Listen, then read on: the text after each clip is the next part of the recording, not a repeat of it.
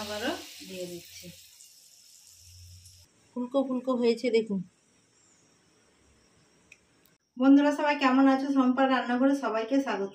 আজকে আমি পাকা আমের মালপোয়া বানিয়েছি। কিভাবে বানিয়েছি সেটাই আপনাদেরকে দেখাবো। যে সকল বন্ধুরা আমার চ্যানেলের নতুন ভিডিও দেখছেন অবশ্যই সাবস্ক্রাইব করে আমার পাশে থাকবেন। আমটাকে আমি ভালো করে ঘষে ঘষে ধুয়ে নিচ্ছি। পরিষ্কার জল নিয়েছি, ভালো করে আমটাকে ধুয়ে নিচ্ছি। এবার আমটাকে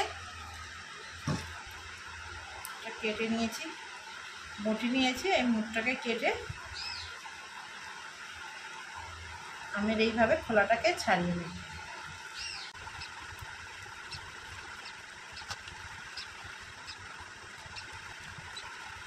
এইভাবে সব আমগুলোকে ছাড়িয়ে নেব।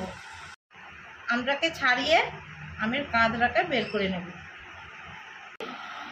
এবার আমি আমগুলো কেটে নিচ্ছি। আমি এরকম করে কেটে পেস্ট করে নেব।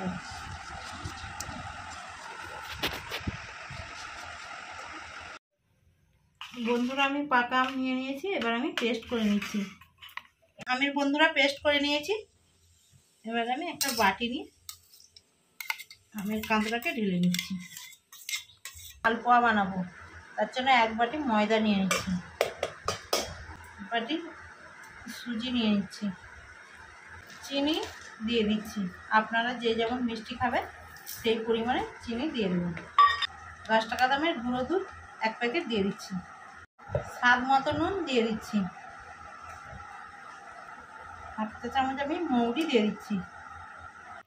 আমি 2 থেকে 3 চামচ চালের গুঁড়ি দিয়ে দিচ্ছি। এটা দিতে পারেন, আপনারা আবার নাও দিতে পারেন।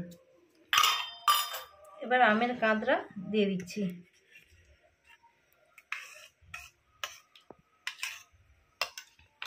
সব উপকরণ দিয়ে ভালোভাবে মিশিয়ে নেব।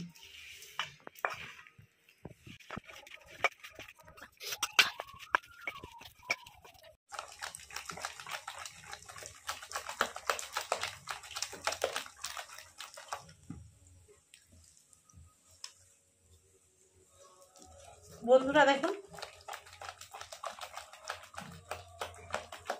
মালপোয়াটা বানাবো, তার জন্য ব্যাটারটাকে একটু ভালো করে ফেটিয়ে নিচ্ছি। কোনায় সাদা তেল দিয়েছি, গরম হয়ে গেছে। এবার মালপোয়াটা ভেজে নিচ্ছি। খুব ঘন করলে হবে না। বন্ধুরা দেখুন, আবারও একটু জল দিয়ে মালপোয়ার ব্যাটারটাকে পাতলা করে নিয়েছি। এবার আমি দিয়ে দিচ্ছি।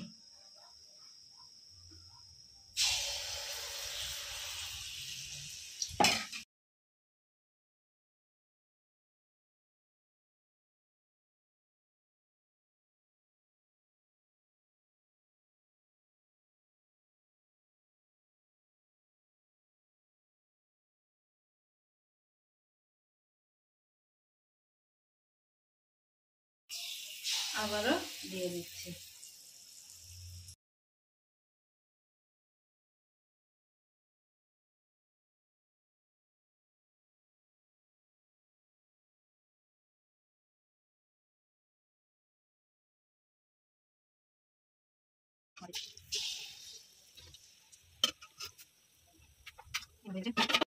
বন্ধুরা দেখুন, মালপোয়াগুলো সব ভাজা হয়ে গেছে। কত সুন্দর ফুলকো ফুলকো মালপোয়াগুলো ভেজে নিয়েছি। মালপোয়াটা কত সুন্দর হয়েছে খালি দেখুন বন্ধুরা। কেটে খুব নরমও হয়েছে এবং দেখতেও দারুণ লাগছে।